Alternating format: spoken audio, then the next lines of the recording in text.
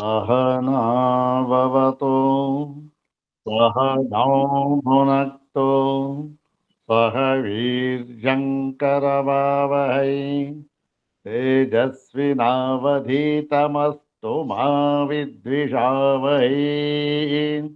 ॐ शान्ति शान्ति शान्तिः। ॐ श्रुतिस्मृतिपुराणानाम् आलयं करुणालयं नमामि भगवत्पादं शङ्करं लोकशङ्करम्। नमामि भगवत्पादशङ्करं लोकशङ्करम्। वन्दे तं सच्चिदानन्दं यतिवर्यं महामतिं वेदवेदान्तसारज्ञं सद्गुरुं प्रणतोऽस्म्यहम्। सदाशिवसमारम्भां शङ्कराचार्यमध्यमाम् अस्मदाचार्यपर्यन्तां वन्दे गुरुपरम्पराम्। अग्रे उपस्थितेभ्यः भवद्भ्यः सर्वेभ्यो जिज्ञासुभ्यः हार्दान् प्रणामान् समर्पयामि।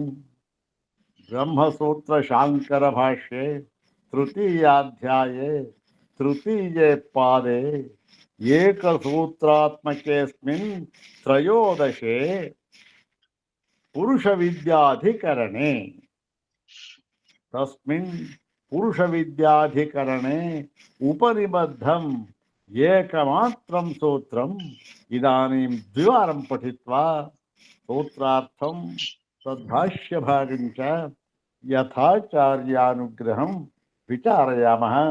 इदं सूत्रं पादादितः चतुर्विंशं सूत्रम्। पादादितः चतुर्विंशं सूत्रम्। सर्वाग्रे शंकर भगवत पूज्यपादानां प्रशस्ति श्लोकमेकं पठित्वा तेषां पादारविन्दयोः शिरसा प्रणिपत्य अनुग्रहं च प्राप्य प्रकृतं चतुर्विंशं सूत्रं तद्भाष्यभागं च यथाचार्यानुग्रहं विचारयामः। सर्वाग्रे शंकर भगवत पूज्यपादानां प्रशस्ति श्लोकमेकं द्विवारं पठामः। ॐ उद्धृत्य वेद पयसः कमलामिवाब्धे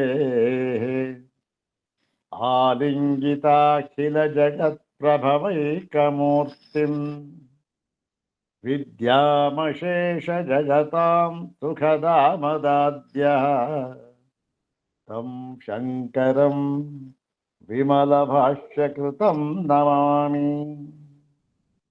ॐ उद्धृत्य वेदपयसः कमलामिवाब्धे आलिङ्गिताखिलजगत्प्रभवैकमूर्तिम् विद्यामशेष जगतां सुखदामदाद्यः तं शङ्करं विमलभाष्यकृतं नमामि। तं शङ्करं विमलभाष्यकृतं नमामि। अथ श्रीमच्छङ्कर भगवतः कृतौ शारीरकमीमांसा भाष्ये तृतीये साधनाध्याये तृतीये पादे एकसूत्रात्मकम् त्रयोदशं पुरुषविद्याधिकरणम्। ॐ पुरुषविद्यायामिव चेतरेषामनाम्नानात्। ॐ पुरुषविद्यायामिव चेतरेषामनाम्नानात्। ಶಾರೀರಿಕ ಮೀಮಾಂಸಾ ಭಾಷ್ಯದ 3ನೇ ಅಧ್ಯಾಯ ಸಾಧನ ಅಧ್ಯಾಯ, ಅದರಲ್ಲಿ 3ನೆಯ ಪಾದ, ಅದರಲ್ಲಿ 13ನೆಯ ಅಧಿಕರಣ ಪುರುಷ ವಿದ್ಯಾಧಿಕರಣ. ಇದರಲ್ಲಿ ಅಡಕವಾಗಿರತಕ್ಕಂತಹ ಏಕಮಾತ್ರ ಸೂತ್ರವನ್ನ ನಾವು ಈಗ ವಿಚಾರ ಮಾಡಬೇಕಾಗಿದೆ. ವಿಚಾರ ಮಾಡೋಣ. ಮೊಟ್ಟ ಮೊದಲಿಗೆ ಹಿಂದಿನ ಅಧಿಕರಣಕ್ಕೂ ಇದಕ್ಕೂ ಏನು ಸಂಬಂಧ, ಏನಾದರೂ ಇದ್ದೇ ಇರಬೇಕಲ್ಲ, ಅದನ್ನ ನಾವು ನೋಡ್ಕೊಳ್ಬೇಕು.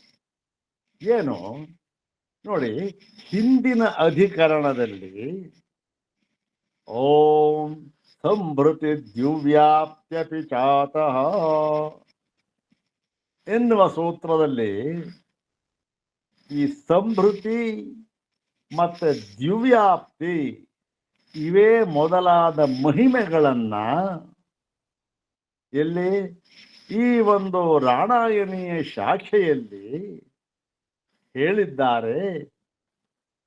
ಯಾವುದಕ್ಕೆ ಸಂಬಂಧಪಟ್ಟಂತೆ ಅಲ್ಲಿಯೂ ಕೂಡ ಈ ಒಂದು ಉಪಾಸನೆ ಪುರುಷನಿಗೆ ಸಂಬಂಧಪಟ್ಟಂತೆ ಹೇಳಿದ್ದಾರೆ.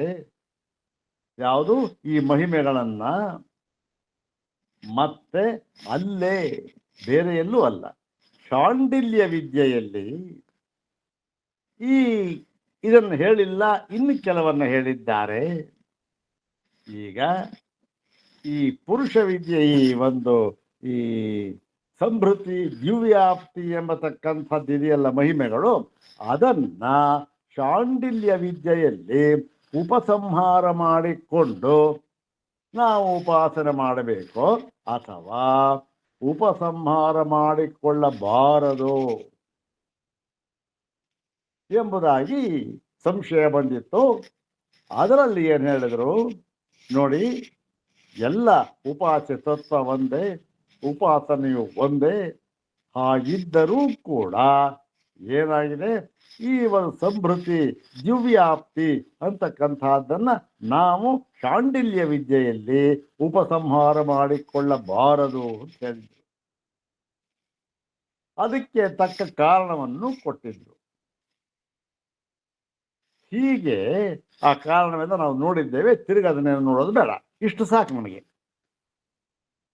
ಎಲ್ಲಿ ಈ ರಾಣಾಯಣೀಯ ಶಾಖೆಯಲ್ಲಿ ಹೇಳಿರತಕ್ಕಂತಹ ಪುರುಷನಿಗೆ ಹೇಳಿರತಕ್ಕಂತಹ ಕೆಲವು ಮಹಿಮೆಗಳನ್ನ ಶಾಂಡಿಲ್ಯ ಶಾಖೆಯಲ್ಲಿ ಉಪಸಂಹಾರ ಮಾಡಿಕೊಂಡು ಉಪಾಸನೆ ಮಾಡಬೇಕೇ ಅಥವಾ ಉಪಸಂಹಾರ ಮಾಡಿಕೊಳ್ಳಬಾರದೆ ಎಂಬುದಾಗಿ ಸಂಶಯ. ಆ ಸಂಶಯಕ್ಕೆ ಉತ್ತರವನ್ನು ಹೇಳಿದ್ರು, ಉಪಸಂಹಾರ ಮಾಡಿಕೊಳ್ಳಬಾರದು ಎಂಬುದಾಗಿ ಹೇಳಿ. ಇಲ್ಲಿ ಏನಾಗಿದೆ, ಪೂರ್ವ ಪಕ್ಷಿ ಬಂದ, ಸ್ವಾಮಿ ಅಲ್ಲಿ ಪರವಾಗಿಲ್ಲ, ಎಲ್ಲಿ ರಾಣಾಯಣೀಯ ಶಾಖೆಯಲ್ಲಿ ಒಂದು ಕೆಲವು ವಿಭೂತಿಗಳನ್ನು ಹೇಳಿದ್ರು, ಅದನ್ನ ಶಾಂಡಿಲ್ಯ ವಿದ್ಯೆಯಲ್ಲಿ ಉಪಸಂಹಾರ ಮಾಡಿಕೊಳ್ಳತಕ್ಕದ್ದಲ್ಲ ಅಂತ ನೀವು ಕಾರಣ ಸಹಿತವಾಗಿ ಹೇಳಿದ್ರಿ, ಸರಿಯಾಗಿದೆ. ಆದರೆ ನೀವು ಏನು ಕಾರಣವನ್ನ ಕೊಟ್ಟಿದ್ದರೋ, ಏನು ಪರಸ್ಪರ ವೈರುಧ್ಯ ಎಂಬತಕ್ಕಂಥದ್ದು, ಒಂದೇ ವೈದಿಕೆ ಒಂದೇ ಉಪಾಸನೆ ಒಬ್ಬನೇ ಮಾಡತಕ್ಕಂಥದ್ದು, ಉಪಾಸ್ಯ ದೇವತೆಯು ಆದರೂ ಕೂಡ ಪರಸ್ಪರ ವಿರೋಧವಾದ ಗುಣಗಳನ್ನ ಒಂದಕ್ಕೊಂದು ಸೇರಿಸಿಕೊಳ್ಳಬಾರದು ಉಪಾಸನೆ ಮಾಡ್ತಾ. ಯಾವುದೋ ಒಬ್ಬ ಒಂದು ಉಪಾಸ್ಯ ದೇವತೆಯನ್ನ ಒಂದು ಗುಣವನ್ನ ಹಾಕಿಕೊಂಡು ಉಪಾಸನೆ ಮಾಡಿದಾಗ ಅದಕ್ಕೆ ಅನುಗುಣವಾಗಿ ಇರತಕ್ಕಂತಹ ಇತರ ಗುಣಗಳನ್ನು ಬೇಕಾದ್ರೆ ಸೇರಿಸ್ಕೋಬಹುದು. ಆದರೆ ಅದಕ್ಕೆ ವಿರುದ್ಧವಾದ ಗುಣಗಳನ್ನ ಸೇರಿಸಿಕೊಳ್ಳಬಾರದು. ಯಾಕೆ? ಒಂದಕ್ಕೊಂದು ಹೊಂದೋದೇ ಇದ್ರಲ್ಲ. ಕತ್ತಲೆಯನ್ನ ಉಪಾಸನೆ ಮಾಡ್ತಾನೆ, ಯಾವನು ಹೇಳ್ದ ಆಯ್ತಪ್ಪ ಅವೇನ ಮಾಡಿ ಕತ್ತಲೆ ಉಪಾಸನೆ, ಕತ್ತಲೆಯಲ್ಲಿ ಉಪಾಸನೆ ಮಾಡು. ಇನ್ನೊಬ್ಬ ಹೇಳ್ದ ಇಲ್ಲ ಬೆಳಕಿನಲ್ಲಿ ಉಪಾಸನೆ ಮಾಡು, ಬೆಳಕಿನಲ್ಲೇ ಮಾಡಿದ. ಇನ್ನೊಬ್ಬ ಹೇಳ್ದ ಬೇಡ್ರಿ ನಾನು ಕತ್ತಲೆ ಉಪಾಸನೆ ಮಾಡಿದ್ರೆ ಬೆಳಕಿಗೆ ಕೋಪ ಬರುತ್ತೆ, ಬೆಳಕಿಗೆ ಕೋಪ ಮಾಡಿದ್ರೆ ಕತ್ತಲೆ ಉಪಾಸನೆ ಮಾಡಿದ್ರೆ ಬೆಳಕಿಗೆ ಕತ್ತಲೆ ಕೋಪ ಬರುತ್ತೆ. ಹಾಗಾಗಿ ಎರಡನ್ನು ಸೇರಿಸಿ ನಾವು ಉಪಾಸನೆ ಮಾಡ್ಬಿಡ್ತೇವೆ. ಎಲ್ಲಾದರೂ ಸಾಧ್ಯವಾಗುತ್ತಾ? ಯಾಕೆ? ಕತ್ತಲೆ ಬೆಳಕು ಒಂದು ಕಡೆ ಇರೋದಕ್ಕೆ ಸಾಧ್ಯನಾ?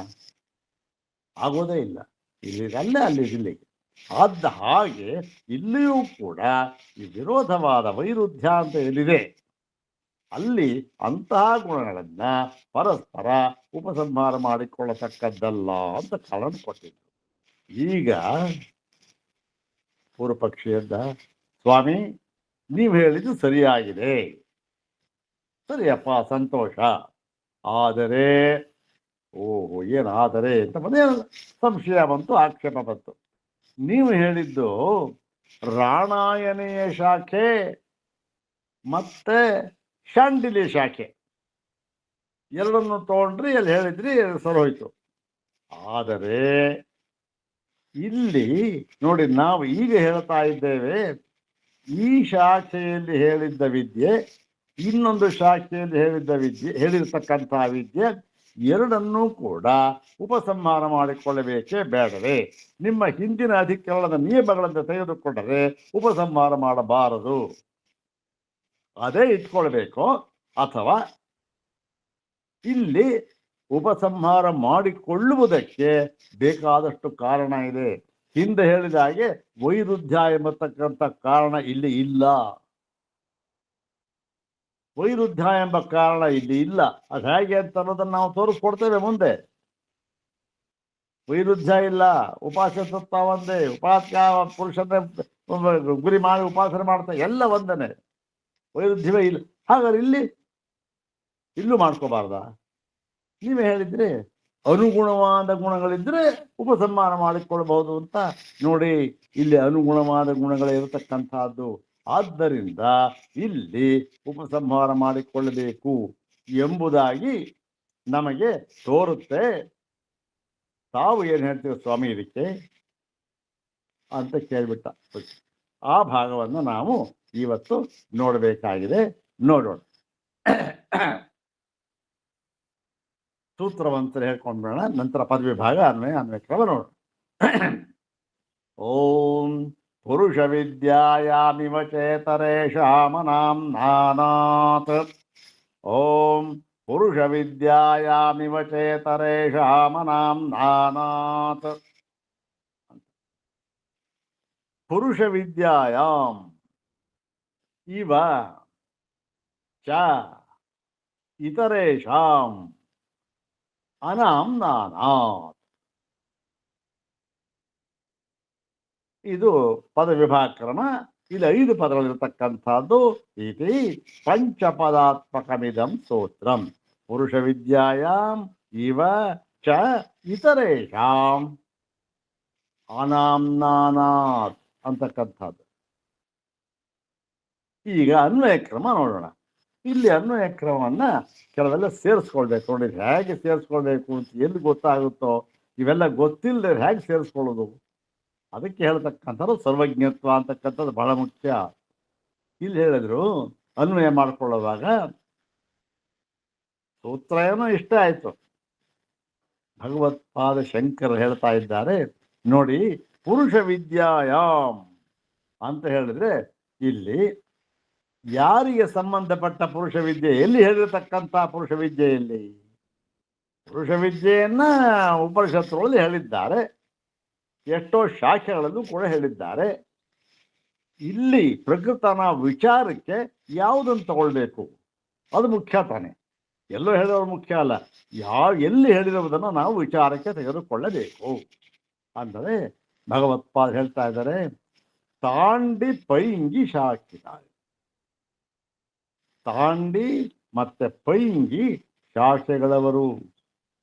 ತಾಂಡಿ ಶಾಖೆ ಪದ ತಾಂಡ್ಯ ಮತ್ತೆ ಪೈಂಗಿ ಅಂತಕ್ಕಂಥದ್ದು ಆ ಶಾಖೆಗಳ ಹೆಸರು.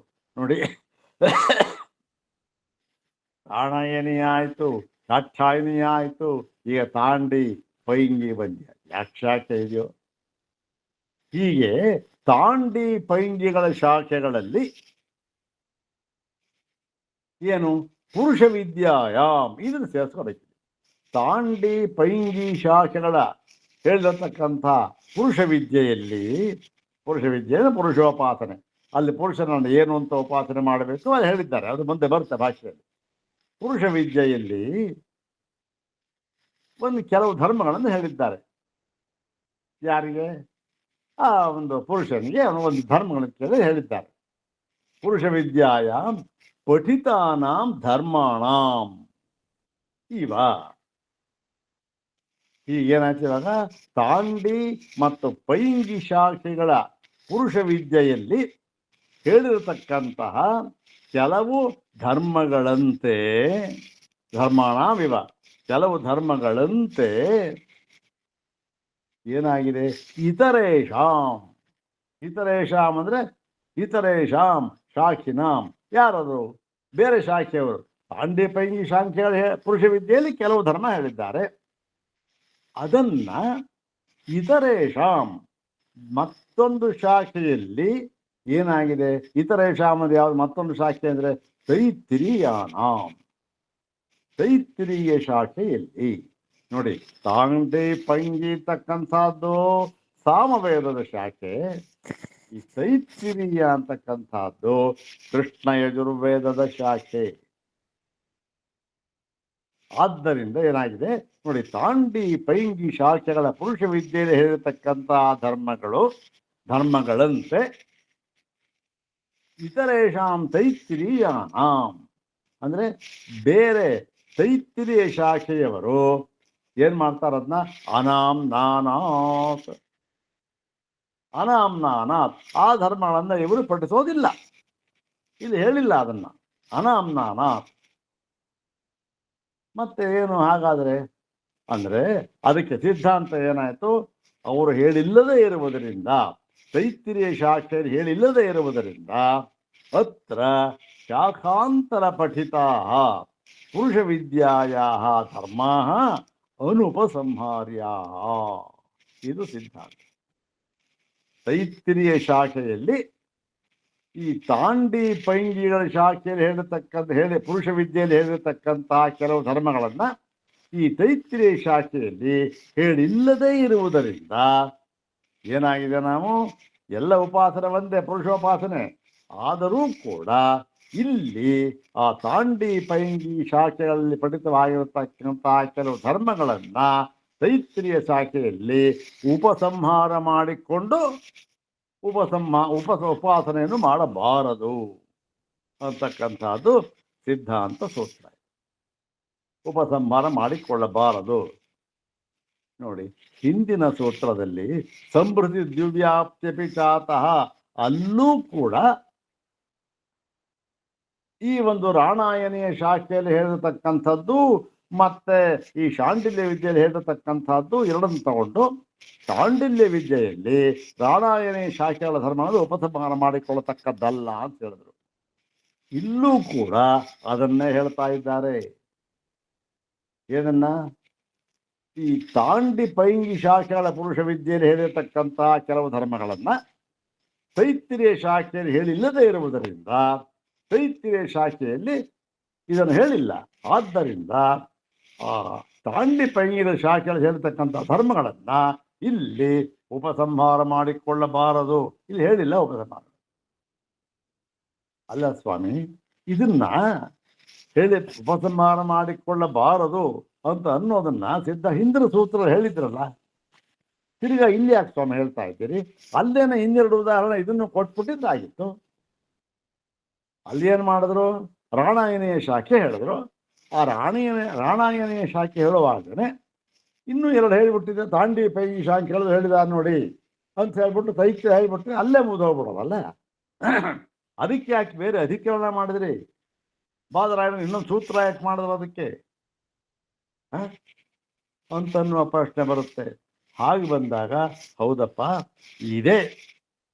ಇದನ್ನೇ ಬೇರೊಂದು ಶಾಖೆಯಲ್ಲಿ ಹೇಳತಕ್ಕಂತಹ ಗುಣಗಳನ್ನ ಧರ್ಮಗಳನ್ನ ಇಲ್ಲಿ ಉಪಸಂಹಾರ ಮಾಡಿಕೊಳ್ಳಬಾರದು ಅಂತ ಎರಡು ಶಾಖೆಗಳನ್ನು ಹೇಳಿ ಮಾಡತಕ್ಕ ಎಲ್ಲ ಒಂದೇ, ಕರೆಕ್ಟು, ಒಂದೇ ಆಗಿದೆ. ಆದರೂ ಕೂಡ ಇಲ್ಲಿ ಯಾತಕ್ಕೆ ಕೇಳ್ತಾ ಇದ್ದಾರೆ ಗೊತ್ತೇ? ನಾವು ಹಿಂದಿನ ಅಧಿಕರಣದಲ್ಲಿ ಉಪಸಂಹಾರ ಮಾಡಿಕೊಳ್ಳಬಾರದು ಎನ್ನುವುದಕ್ಕೆ ಕೊಟ್ಟ ಕಾರಣ ಇದೆಯಲ್ಲ, ಅದು ಈ ಅಧಿಕರಣದಲ್ಲಿ ಹೊಂದುವುದಿಲ್ಲ.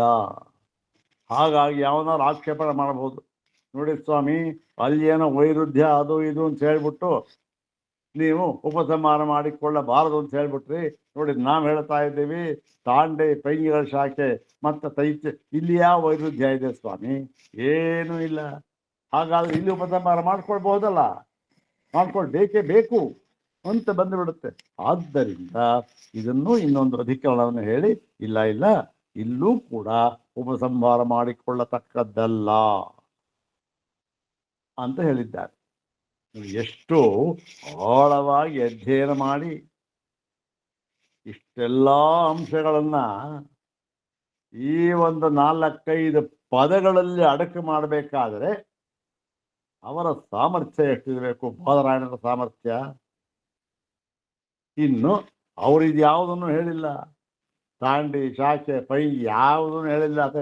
ಅದನ್ನೆಲ್ಲ ನೋಡಿಕೊಂಡು ಓಹೋ ಈ ಶಾಖೆಯಲ್ಲಿ ಹೇಳಿರ್ತಕ್ಕಂಥ ಅದಕ್ಕೆ ಸಂಬಂಧ ಇದೆ, ಇದಕ್ಕೆ ಸಂಬಂಧ ಇದೆ ಅಂತ ಹೇಳಿ ಅದನ್ನ ಕಲ್ಪಿಸಿಕೊಂಡು ಅದರಂತೆ ಭಾಷ್ಯವನ್ನು ಬರೆದಿರತಕ್ಕಂತಹ ಶಂಕರ ಭಗವತ್ಪಾದರಂತಹ ಸರ್ವಜ್ಞರು ನಾವು ನಮ್ಮ ಬುದ್ಧಿಗೆ ನಿಲುಕದ ಮಟ್ಟದ್ದು. ಅವರ ಒಂದು ಯೋಚನಾಲಹರಿ ಚಿಂತನಾಲಹರಿ ಅಂತ ಏನಿದೆ ಅದು ನಮ್ಮ ಬುದ್ಧಿಗಳಿಗೆ ನಿಲುಕತಕ್ಕದ್ದಲ್ಲ. ಇದನ್ನ ನಾವು ಹೇಳ್ತಾ ಇಲ್ಲ, ಎಲ್ಲ ಘನ ಪಂಡಿತರು ಪಾಶ್ಚಾತ್ಯ ವಿದ್ವಾಂಸರು ಹೇಳಿಬಿಟ್ಟಿದ್ದಾರೆ. ಏನಂತ ಹಿಂದೆ ಹೇಳಿದ್ದೆ ನೋಡಿ, ಒಬ್ಬ ಮನುಷ್ಯ ಮಾನವ ಅಂತ ಇವತ್ತೇನಾಗಿದೆ, ಅವನಿಗೇನಾಗಿದೆ, man has got a supreme power, is blessed with a supreme power. ಏನದು ಅಂದರೆ ದ ಫ್ಯಾಕಲ್ಟಿ ಆಫ್ ಡಿಸ್ಕ್ರಿಮಿನೇಷನ್. ಇದು ಬೇರೆ ಯಾವ ಪ್ರಾಣಿಗಳಿಗೂ ಇಲ್ಲ. ವಿಚಾರ ವಿಂಗಡಿಸಿ ತಿಳಿದುಕೊಳ್ಳತಕ್ಕಂಥದ್ದು ಅನ್ನುವ ಒಂದು ಶಕ್ತಿ ಬೇರೆ ಯಾವ ಪ್ರಾಣಿಗೂ ಕೊಟ್ಟಿಲ್ಲ, ಭಗವಂತ ಮನುಷ್ಯನಿಗೆ ಮಾತ್ರ ಕೊಟ್ಟಿದ್ದು. ಹೌದು ತಾನೆ? ಹೀಗಾಗಿ ಇವನ ಒಂದು ಮೆದುಳು ಅಂತಕ್ಕಂಥದ್ದು ಅತ್ಯಂತ ವಿಕಸಿತವಾಗಿರತಕ್ಕಂತಹ ಮೆದುಳು. ಯಾತಕ್ಕಿಂತ ಎಲ್ಲ ಪ್ರಾಣಿಗಳಿಗಿಂತಲೂ ಕೂಡ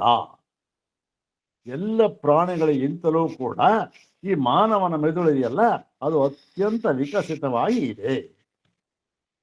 ಸರಿ, ಈಗ ಹಿಂದಿನ ಮಾನವ ತಗೊಳ್ಳಿ, ಯಾವುದೋ ಒಂದು ಶಿಲಾಯುಗದ ಮಾನವ, ಆ ಮಾನವನ ಮೆದುಳಿಗೂ ಈ ಮಾನವನ ಇವತ್ತಿನ ಮಾನವನ ಮೆದುಳಿಗೂ ಮಾನವ ಒಂದೇ.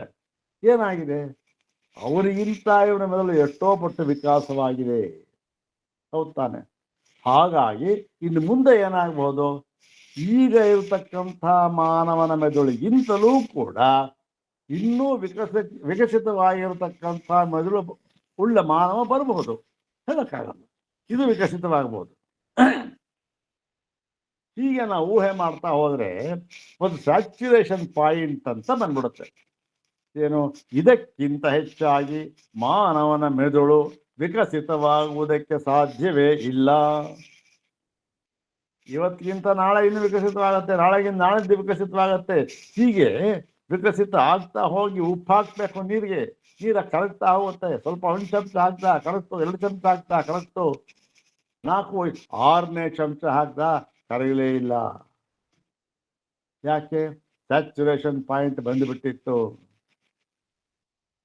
ಹಾಗಾಗಿ ಈ ಮನುಷ್ಯನ ಮೆದುಳಿನ ವಿಕಾಸ ಅಂತ ಇದೆಯಲ್ಲ, ಇದಕ್ಕೂ ಒಂದು ಸ್ಯಾಚುರೇಷನ್ ಪಾಯಿಂಟ್ ಅಂತ ಇದೆ. ಅಲ್ಲಿಯವರೆಗೆ ವಿಕಾಸ ಆಗ್ಬೋದು, ಇನ್ನೂ ಎಷ್ಟೋ ಯುಗ ಆಗ್ಬೋದು ಬೇಕಾರೆ ವಿಕಸಿತವಾಗಿ. ಇನ್ನು ಮುಂದೆ ಅಲ್ಲಿಂದ ಮುಂದಕ್ಕೆ ಸಾಧ್ಯವಿಲ್ಲ ಅಂತ ಆಗುತ್ತಲ್ಲ, ಕೊನೆಯ ಮಟ್ಟದ ವಿಕಾಸ. ಅದು ನಾವು ಎಲ್ಲಿ ನೋಡ್ಬೋದು ಅಂತಂದ್ರೆ ಪಾಶ್ಚಾತ್ಯ ವಿದ್ವಾಂಸರೇ ಹೇಳಿರ್ತಕ್ಕಂಥದ್ದು. ಅದನ್ನ ನಾವು ತಿಳ್ಕೊಳ್ಳ, ಮಾನವನ ಮೆದುಳು ಎಷ್ಟರ ಮಟ್ಟಿಗೆ ಮ್ಯಾಕ್ಸಿಮಮ್ ವಿಕಾಸವಾಗಬಹುದು ಎನ್ನುವುದಕ್ಕೆ ಭಾರತದ ದಾರ್ಶನಿಕರು ಸಾಕ್ಷಿ. 3 ಜನಗಳನ್ನು ಹೇಳ್ಬಿಟ್ಟಿದ್ದಾರೆ. ಯಾರು? ಒಬ್ಬರು ಪಾಣಿನಿ ಮಹರ್ಷಿ. ಏನವರ ಮೆದುಳು ಅನ್ನೋದು ಇನ್ನು ವಿಕಸಿತ ಆಗಲು ಸಾಧ್ಯ ಇಲ್ಲ ಮಾನವನ ಮೆದುಳು. ಯಾರು? ಪಾಣಿನಿ ಮಹರ್ಷಿಗಳು. ಮತ್ತೊಬ್ಬರು ಶಂಕರ ಭಗವತ್ ಪೂಜ್ಯಪಾದರು.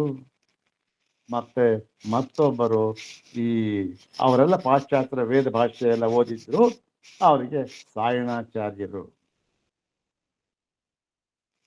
ಈ 3 ಜನರನ್ನ ಉದ್ಧಾರ ಮಾಡಿ ಅವರು ನೋಡಿ ಮಾನವನ ಮೆದುಳು ಎಷ್ಟರ ಮಟ್ಟಿಗೆ ವಿಕಸಿತವಾಗಬಹುದು, ಸ್ಯಾಚುರೇಷನ್ ಪಾಯಿಂಟ್ ತಲುಪಬಹುದು ಅನ್ನುವುದಕ್ಕೆ ಇಲ್ಲಿ ಈ ಮೂವರು ಉದಾಹರಣೆ ಅಂತ ಹೇಳಿದ್ದಾರೆ.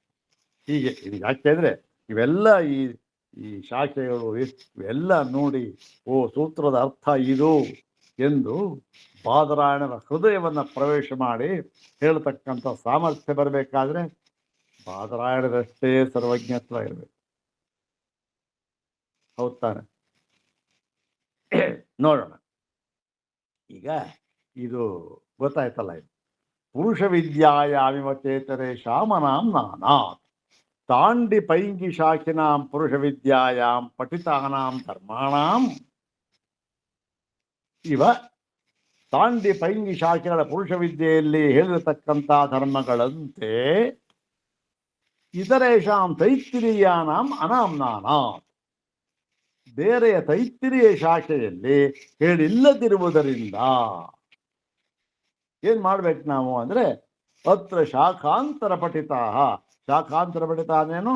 ತಾಂಡಿ ಪೈಂಗಿ ಈ ಶಾಖೆ ಪಠಿತಾ. ತಾಂಡಿ ಪೈಂಗಿಯ ಶಾಖೆಯಲ್ಲಿ ಪಠಿತವಾಗಿರತಕ್ಕಂಥ ಪುರುಷ ವಿದ್ಯಾಯ ಧರ್ಮ, ಈ ಪುರುಷ ವಿದ್ಯೆಯ ಧರ್ಮಗಳೇನಿದೆ ಅದು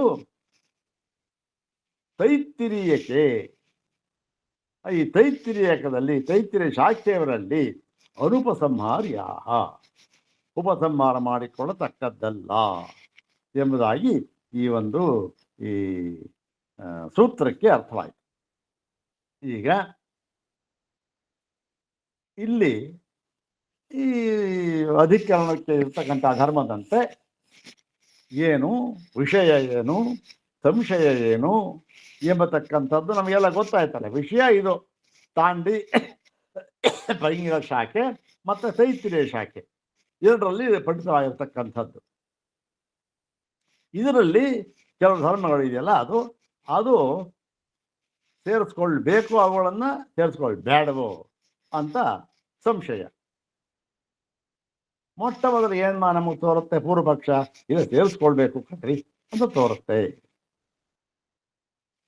ಅದನ್ನ ಈ ಒಂದು ಶ್ಲೋಕದಲ್ಲಿ ರೂಪ ನಾವು ಶ್ಲೋಕ ನೋಡ್ತಾ ಇದ್ದೀವಲ್ಲ ಅದನ್ನು ಹೇಳ್ತಾ ಇದ್ದಾರೆ. ಶ್ಲೋಕ ಒಂದ್ಸರಿ ಹೇಳ್ತೇನೆ, ಅದಕ್ಕೆ ಪೂರ್ಣವಾಗಿ ಅರ್ಥ ಆಗಬೇಕಾದ್ರೆ ಈ ಭಾಷ್ಯವನ್ನು ನೋಡಿದ ಮೇಲೆ ನಮಗೆ ಚೆನ್ನಾಗಿ ಅರ್ಥವಾಗುತ್ತೆ. ಈಗಲೂ ಅರ್ಥವಾಗುತ್ತೆ, ಏನು ತೊಂದರೆ ಇಲ್ಲ. ನೋಡಿ, ಪುಂವಿದ್ಯೈಕಾ ವಿಭಿನ್ನಾವ, ಎಷ್ಟು ಸಿಂಪಲ್ ಆಗಿ ಅರ್ಥವಾಗುವ ಹಾಗೆ ಮಾಡಿಬಿಟ್ಟಿದ್ದಾನೆ. ಪುಂವಿದ್ಯೈಕಾ ವಿಭಿನ್ನಾವ ತೈತ್ತಿರೀಯಕ ತಾಂಡಿನೋ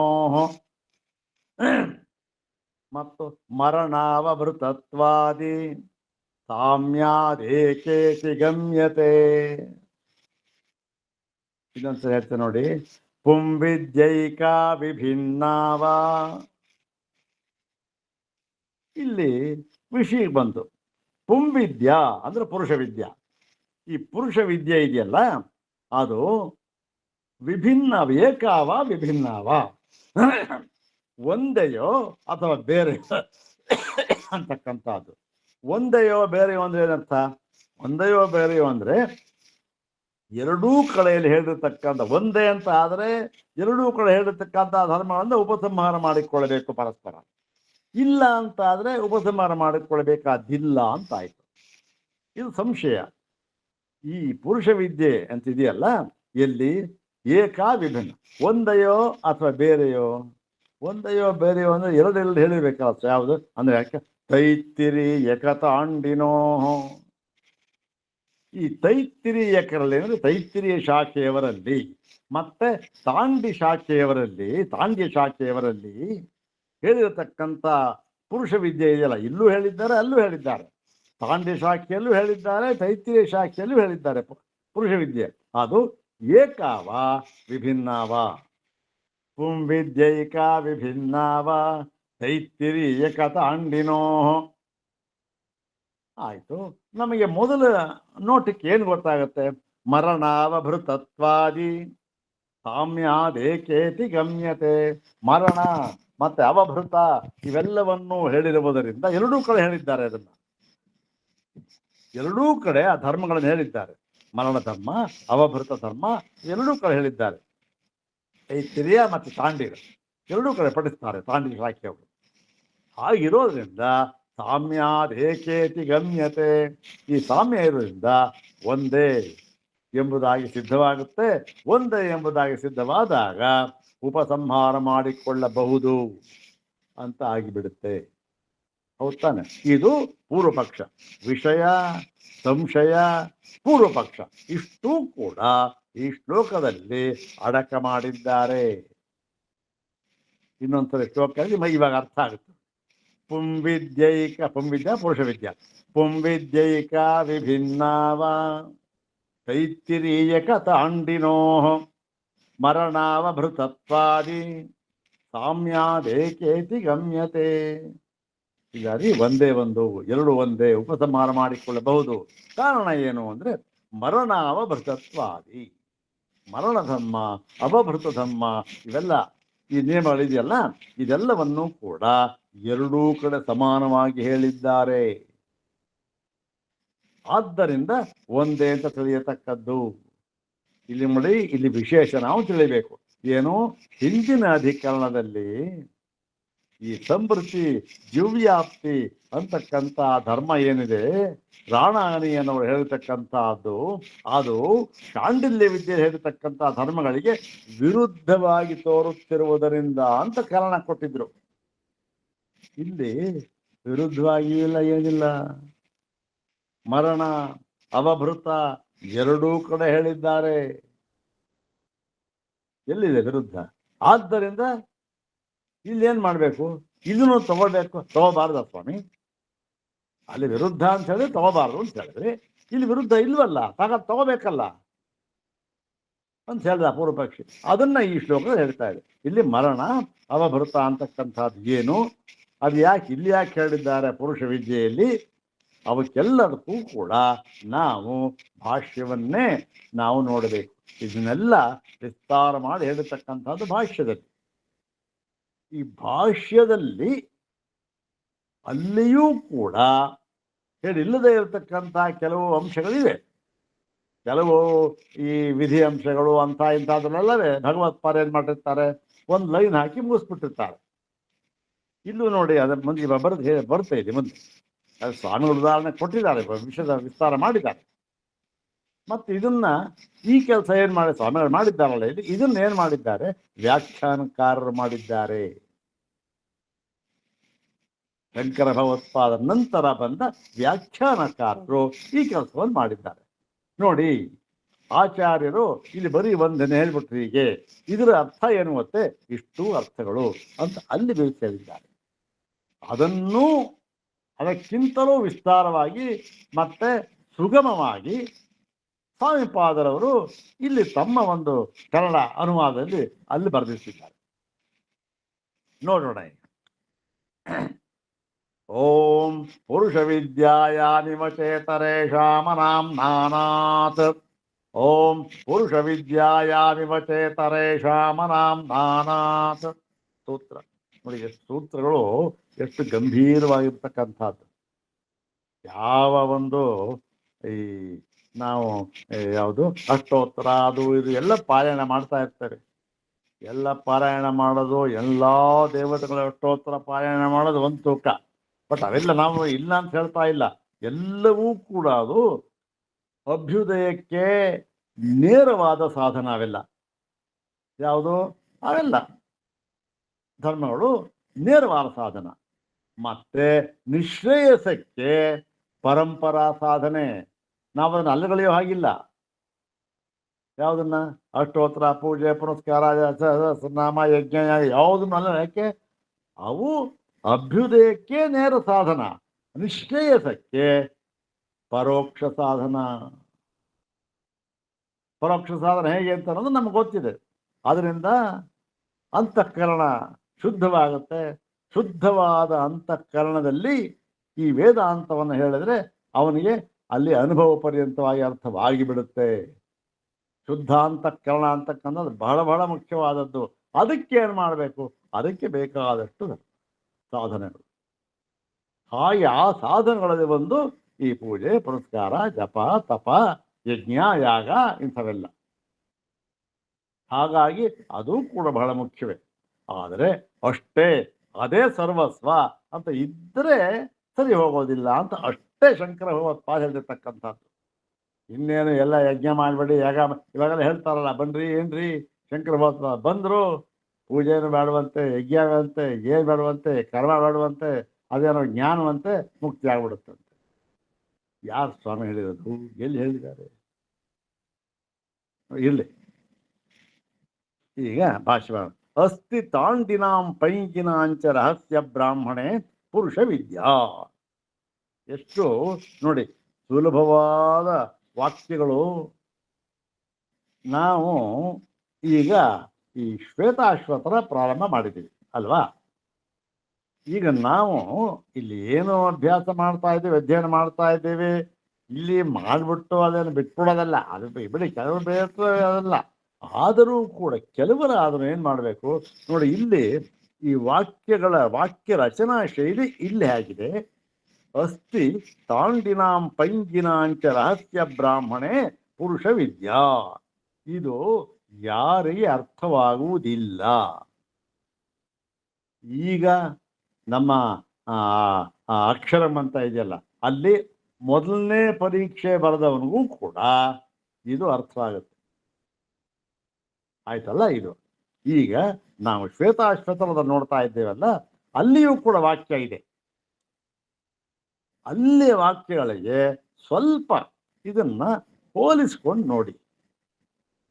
ಅಲ್ಲಿ ವಾಕ್ಯ ಹೇಗಿದೆ, ಅಲ್ಲಿ ವಾಕ್ಯ ಚೆನ್ನಾಗಿ ಗಂಭೀರವಾಗಿದೆ, ಏನಿಲ್ಲ. ಇಲ್ಲಿ ವಾಕ್ಯ ಹೇಗಿದೆ ಅಂತ ನೋಡಿದಾಗ ನಮಗೆ ಏನು ಒಂದು ಸಂದೇಹ ಬರುವುದಕ್ಕೆ ಕಾರಣ ಇದೆ ಅಂದರೆ, ಏನ್ರಿ ಇವೆರಡೂ ಒಬ್ಬರೇ ಬರೆದಿದ್ದ? ಇಲ್ಲಿ ನೋಡಿದ್ರೆ ಎಷ್ಟು ಸುಲಭವಾಗಿ ಯಾರೋ ಒಬ್ಬ ಪ್ರೈಮರಿ ಸ್ಕೂಲ್ನವನು ಸಂಸ್ಕೃತ ತಗೊಂಡವನಿಗೂ ಅರ್ಥ ಆಗುತ್ತೆ. ಅಲ್ಲಿ ನೋಡಿದ್ರೆ ಅಯ್ಯಯ್ಯೋ ಎಂಥ ವ್ಯಾಕರಣ ಪಂಡಿತರಿಗೆ ಸ್ವಲ್ಪ ಕಷ್ಟವಾಗಿದೆಯಲ್ಲಪ್ಪ, ಬರೆದಿರೋದು ಸಾಧ್ಯ ಒಬ್ಬರೇನಾ ಅಂದರೆ ಸಾಧ್ಯವಿರಲೂಬಹುದು, ಇಲ್ಲದೆ ಇದ್ರೂಬಹುದು. ಯಾಕೆಂದ್ರೆ ಭಗವತ್ಪಾದ ಇರತಕ್ಕಂಥ ಶಕ್ತಿ ಎರಡೂ ಕೂಡ ಎಷ್ಟು ಸರಳವಾಗಿ ಬರೆಯತಕ್ಕಂಥ ಸಾಮರ್ಥ್ಯ ಅವರಿಗೆ ಇದೆಯೋ, ಅಷ್ಟೇ ಕ್ಲಿಷ್ಟವಾಗಿ ಸಂಕೀರ್ಣವಾಗಿ ಬರೆಯತಕ್ಕಂಥ ಸಾಧ್ಯವೂ ಅವರ ಸಾಮರ್ಥ್ಯವೂ ಕೂಡ ಅವರಲ್ಲಿ ಇದೆ. ಹಾಗಾಗಿ ಅದು ಬಹುದು ಇಲ್ಲ ಅಂತ ನಾವು ಹೇಳ್ತಾ ಇಲ್ಲ. ಇವೆಲ್ಲ ಚರಿತ್ರೆಗೆ ಸಂಬಂಧಪಟ್ಟಿದ್ದು. ಇರಲಿ, ನಾನು ಹೇಳಿದ್ದು ಸುಮ್ಮನೆ ಹೋಲಿಸಿ ನೋಡಿ, ಏನಾದ್ರು ತಿಳ್ಕೋವ ನೀವು. ಬರ್ದಿ ಒಂದೇ ಕರ್ತೃಕ ಏಕಕರ್ತೃಕ ಅಂತಾರೂ ತಿಳ್ಕೊಳ್ಳಿ, ಅಥವಾ ಭಿನ್ನ ಕರ್ತೃಕ ಅಂತಾರೂ ತಿಳ್ಕೊಳ್ಳಿ, ಬಾಧಕ ಏನಿಲ್ಲ. ಶ್ವೇತಾಶ್ವತರದಲ್ಲೂ ಕೂಡ ಒಳ್ಳೆಯ ಸಿದ್ಧಾಂತಗಳು ಹೇಳಿದ್ದಾರೆ. ಮತ್ತೆ ಅಲ್ಲಿ ಯುಕ್ತಿಗಳು ಕೂಡ ಒಳ್ಳೆಯ ಇದೆ, ಮಂತ್ರಗಳು ಕೂಡ ಸೊಗಸಾದ ಮಂತ್ರಗಳಿವೆ. ಅದು ಕೂಡ ತೈತಿರಿಯಂತೆ ಈ ಪಾರಾಯಣ ಮಾಡೋದಕ್ಕೆ ತುಂಬ ಚೆನ್ನಾಗಿದೆ. ಶ್ವೇತಾಶ್ವತರ ಉಪನಿಷತ್ತು ಮಂತ್ರಗಳು ಇದೆ. ಸುಮ್ಮನೆ ಹೋಲಿಸಿ ನಮ್ಮ ಒಂದು ನೋಡ್ಬೋದು ಬೇಕಾದ್ರೆ. ತಾಂಡಿ ಪೈಂಗಿಗಳ ಶಾಖೆಯ ರಹಸ್ಯ ಬ್ರಾಹ್ಮಣದಲ್ಲಿ ಪುರುಷ ವಿದ್ಯಾ ಅಂತಕ್ಕಂಥದ್ದು ಹೇಳಲ್ಪಟ್ಟಿದೆ. ಪುರುಷ ವಿದ್ಯೆಯನ್ನು ಹೇಳಿದ್ದಾರೆ. ರಹಸ್ಯ ಬ್ರಾಹ್ಮಣೆ ಅಂತಂದ್ರೆ ಏನು? ರಹಸ್ಯ ಬ್ರಾಹ್ಮಣೆ ಅಂತಾನೆ ಇನ್ನೇನಿಲ್ಲ, ಅದಕ್ಕೆ ರಹಸ್ಯ ಬ್ರಾಹ್ಮಣ ಅಂತ ಒಂದು ಭಾಗ ಇದೆ ಅಂತಲ್ಲ. ಏನು 4 ಭಾಗ ಇದೆಯಲ್ಲ, ಸಂಹಿತ, ಬ್ರಾಹ್ಮಣ, ಆರಣ್ಯಕ, ಉಪನಿಷತ್ತು. ಅದರಲ್ಲಿ ಕೊನೆಯ 2 ಭಾಗಗಳನ್ನ, ಆರಣ್ಯಕ ಉಪನಿಷತ್ತುಗಳನ್ನ, ಅದನ್ನ ಸಾಮಾನ್ಯವಾಗಿ ಈ ರಹಸ್ಯ ಅಂತಕ್ಕಂಥ ಒಂದು ಗುಂಪಿನಲ್ಲಿ ಸೇರಿಸ್ಬಿಟ್ಟಿದ್ದಾರೆ. ಯಾಕೆ? ಎಲ್ಲೋ ಕಾಡಿನಲ್ಲಿ ಹೋಗಿ ಎಲ್ಲೋ ಹೋಗಿ ಯಾರೋ ಜಿಜ್ಞಾಸವಾದವನು ಅಭ್ಯಾಸ ಮಾಡತಕ್ಕಂಥದ್ದು, ಎಲ್ರಿಗೂ ಹೇಳ್ತಕ್ಕಂಥದ್ದಲ್ಲ ಅದು. ಆದ್ರೆ ಇದು ರಹಸ್ಯ ಬ್ರಾಹ್ಮಣ ಅಷ್ಟೇ. ಅಲ್ಲಿ ಅದರ ಒಂದು ಆರಣ್ಯಕ ಭಾಗದಲ್ಲಿ ಪುರುಷ ವಿದ್ಯಾ ಅಂತಕ್ಕಂಥದ್ದು ಇದೆ. ಪುರುಷ ವಿದ್ಯಾ ಅಂದ್ರೇನು? ಪುರುಷನ ಉಪಾಸನೆ ಅಂತಕ್ಕಂಥದ್ದು. ಏನು ಹೇಳಿದ್ದಾರೆ ಅಲ್ಲಿ ಅಂತಂದ್ರೆ, ತತ್ರ ಪುರುಷ ಯಜ್ಞ ಕಲ್ಪಿತ. ವಾಕ್ಯ ನೋಡಿ, ಸರಳವಾದ ವಾಕ್ಯ ಸ್ವಾಮಿ. ನಾವು ಫಸ್ಟ್ ಅಲ್ಲ, ಸಂಸ್ಕೃತ ಈಗ ಪ್ರವೇಶ ಮಾಡಿದವನ ವಾಕ್ಯ ಬರುತ್ತಲ್ಲ, ಆ ಥರ ವಾಕ್ಯ ಇದು. ತತ್ರ ಪುರುಷೋ ಯಜ್ಞ ಕಲ್ಪಿತ. ಅಲ್ಲಿ ಏನು ಮಾಡಿದ್ದಾರೆ? ಆ ತಾಂಡೆ ಪೈಂಗಿರ ಶಾಖೆಗಳಲ್ಲಿ ಪುರುಷನನ್ನ, ಪುರುಷ ವಿದ್ಯೆ, ಪುರುಷೋಪಾಸನೆ ಅಂತ ಹೇಳಿ ಆ ಪುರುಷನನ್ನ ಯಜ್ಞ ಎಂಬುದಾಗಿ ಕಲ್ಪನೆ ಮಾಡಿಕೊಂಡಿದ್ದಾರೆ. ಪುರುಷನನ್ನೇ ಯಜ್ಞ ಅಂತ ಭಾವಿಸ್ಬಿಟ್ಟಿದ್ದಾರೆ. ಭಾವನೆ ಇವೆಲ್ಲ ಅಷ್ಟೇ, ಭಾವನೆ ತಾನೇ ಉಪಾಸನೆ, ಮನಃಪ್ರಧಾನವಾದಂಥ ಕರ್ಮಗಳಿವೆಲ್ಲ. ಅಲ್ಲಿ ಪುರುಷನನ್ನು ಯಜ್ಞ ಅಂತ ಕಲ್ಪನೆ ಮಾಡಿದ್ದಾರೆ.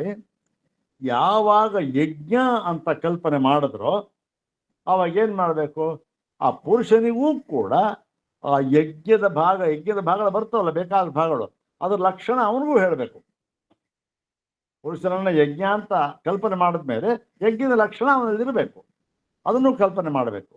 ಏನು ಯಜ್ಞದ ಲಕ್ಷಣ ಅಂತ ಹೇಳ್ತಾರೆ. ಒಂದು ಯಜ್ಞದಲ್ಲಿ ಸಾಮಾನ್ಯವಾಗಿ ಇರತಕ್ಕಂತಹ ಒಂದು ಅಂಶಗಳು ಯಾವುದು, ಒಂದು ಯಜ್ಞ ನಾವು ಏನೇನು ಮಾಡಬೇಕು ಅಂತಕ್ಕಂಥದ್ದರೆ ಈ ಬೇಕಾದಷ್ಟು ಅಂಶ ಇದೆ. ಅದರಲ್ಲೂ ಕೂಡ ಇಲ್ಲಿ ಈ ತಾಂಡಿ ಪೈಂಗ್ಯ ರಹಸ್ಯ ಬ್ರಾಹ್ಮಣದಲ್ಲಿ ಏನು ಹೇಳಿದ್ದಾರೆ, ಮುಖ್ಯವಾಗಿ 4 ಅಂಶಗಳನ್ನು ಹೇಳಿದ್ದಾರೆ. ಯಾವುದಕ್ಕೆ? ಯಜ್ಞಕ್ಕೆ. ಒಂದು ಯಜ್ಞ ಅಂದ್ರೆ ಅದರಲ್ಲಿ 4 ಅಂಶ ಇದ್ದೇ ಇರಬೇಕು. ಸರಿ, ಯಾವುದದು ಅಂತಕ್ಕಂಥದ್ದು ಕೇಳ್ತಾರೆ. ಒಂದು, ಮೊಟ್ಟ ಮೊದಲಿಗೆ ದೀಕ್ಷಾ. ಮೊಟ್ಟ ಮೊದಲಿಗೆ ದೀಕ್ಷೆ, ಯಜ್ಞ ದೀಕ್ಷೆಯನ್ನು ಪಡ್ಕೊಂಡ ಅಂತ ಹೇಳ್ತಾರೆ. ಅದೇನು? ಅನುಮತಿ. ಅದೆಲ್ಲ ಕೂತಿರ್ತಾರೆ, ಎಲ್ಲ ದೀಕ್ಷೆಯನ್ನು ದೀಕ್ಷೆ ಅಂದ್ರೆ ಏನು? ಆವತ್ತಿಂದ ಯಾವತ್ತು ದೀಕ್ಷೆ ಪಡಿತಾನೋ ಆವತ್ತಿನಿಂದ ಅವನು ಕ್ಷೌರ ಮಾಡೋ ಹಾಗಿಲ್ಲ.